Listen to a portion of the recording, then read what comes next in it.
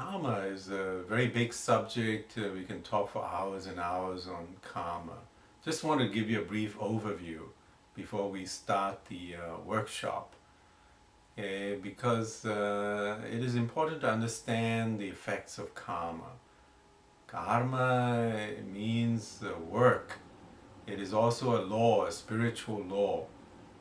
And it is the law that is essential for spiritual evolution, because it is a great blessing to have the law of karma.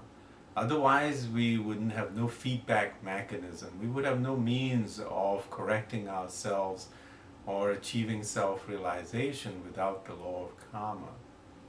Because it helps us, it's like a compass that tells us where we're going, how we're going there, and whether it's in the right way. So, people say they blame a lot of their problems, say, oh, it's karma, or they feel sad there's karma, but karma is actually a great blessing. We wouldn't be able to make progress without it. What is it? It is the law of cause and effect from a spiritual perspective. Everything we do, everything we say, everything we think about has ramifications, has an impact. And so the effects of all these thoughts, words and deeds, that's the karmic consequences.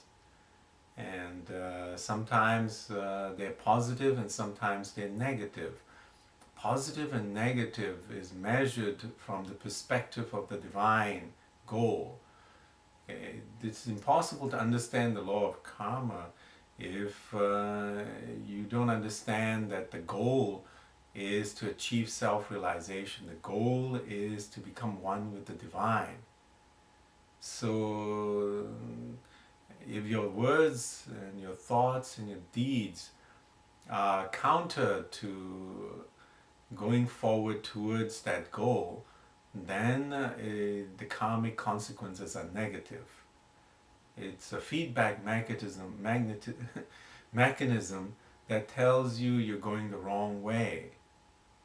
Right? So that's what it is. But over many lifetimes, they become encrusted, the karmic consequences.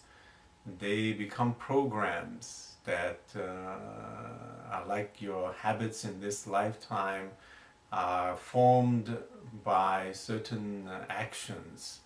So the effects of your past actions form these traces, these programs within you. And when you're born, you have certain predispositions. And people think that they're being punished, but that's not really it. It's just a matter of a means of learning from your mistakes. So it's a catalog of your mistakes so that you don't do them again. But unfortunately, most of us repeat our mistakes over and over again, and we don't learn from them. And so the mistakes get reinforced. And so that is a sad situation. Now that's a bit of a digression. I just wanted to mention that there's actually, three types of karma. It's very important to understand that all the karmic balance that you have accumulated in your past lives, that's called the sanjita karma. And that's your bank balance of karma, your ledger. Okay? Now, when you're born, okay, or just before you're born, you actually sit down with your true self and you plan out what your next life is going to be about, what mistakes you want to correct, what lessons you want to learn. I like to think of this as like if you were going to school, university especially, before you start the new semester or new year, you sit down with your advisor and you map out your course plan, what classes you're going to take and which ones you have to make up because if you failed classes in a previous year, you have to make them up in the next semester or in a future semester somewhere down the road. Okay, so you're looking at your transcript, all the classes you've taken, which ones passed, which ones failed, and you have to plan out your next semester. So the same way I look at it, like when we prepare for a birth, that's what we do. Right? So you plan out what you want to learn from your next life. And when you do that, part of this Sanchit karma is taken out. It's like a withdrawal from the karmic bank. And that's going to be the karma that is used in the life that you're born with. So in this life, we're all born with a certain amount of karmic balance, and this is called the prarabdha karma. Okay, this karma is the one that is recorded in our chakras. Yeah, and if you believe in astrology, okay, the map of the stars when you're born can show also your karmic balance. Now, people may not believe that the chakras hold the karma map, or the stars do, but we all have to acknowledge that our genetics does. Okay, so the genes that you have are determined, okay, when you're born, okay, and the genes show your karma also. Okay, why is someone born with a predisposition to diabetes, or why are certain people have emotional imbalance?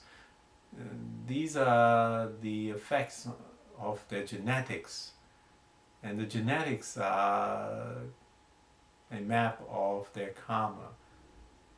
Right? So that's why some people are born the way they are, and others are born differently: tall, short, male, female. And so people say, well, it's just a combination of their father and mother's genes. Okay? But why these particular parents? Is it all a sort of a gamble or a casino game where chance determines that? Not really. Right? Even twins have different makeup, okay, because of the karma. Now, when you are living your life, you're being programmed by your parents, by your teacher, by your culture, and then these programs form new karmic patterns. Okay? So everything you do, every thought you have, and every word you speak in this life will may have a karmic impact and be stored away as well. So that's new karma. So you have your old karma, you have your present karma, and you've got new karma that you're accumulating.